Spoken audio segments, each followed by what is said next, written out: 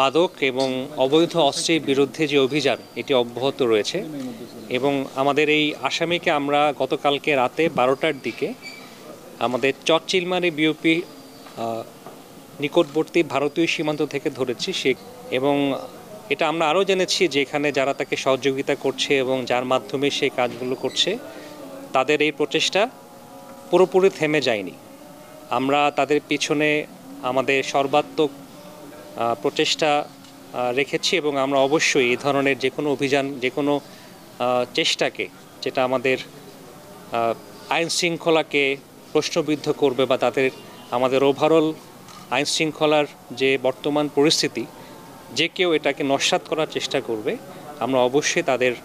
বিরুদ্ধে প্রয়োজনীয় আইনানুগ ব্যবস্থা গ্রহণের জন্য সচেষ্ট থাকব প্রশাসনকে সাথে নিয়ে। এটি একটি অটোমেটিক পিস্তল ভারতের তৈরি, যেটি মূলত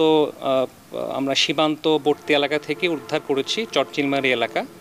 এবং আমাদের কাছে তথ্য ছিল যে এখান থেকে ভারতীয় কিছু চোরাকারবারি পিস্তলের এই সাপ্লাইটা দেওয়ার একটা চেষ্টা করবে এবং সেই তথ্যের ভিত্তিতে আমরা মূলত আমাদের পেট্রোলকে ওখানে রেখেছিলাম এবং সেভাবেই আমরা এই আসামিকে উদ্ধার করতে পারি এবং তাকে দেখতে পারি,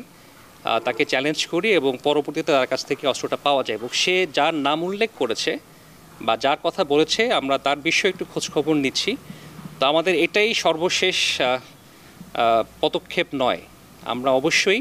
এর সামনেও আগাতে চাই যেন এই বিষয়টা একটা সুরাহা হয়, যেন এটা বারংবার এরকম ঘটনার সূত্রপাত না হয়। অবৈধ অস্ত্র এবং অবৈধ মাদক এই দুটোর বিরুদ্ধে আমাদের অভিযান অব্যাহত আছে এবং সামনেও থাকবে ইনশাল্লাহ।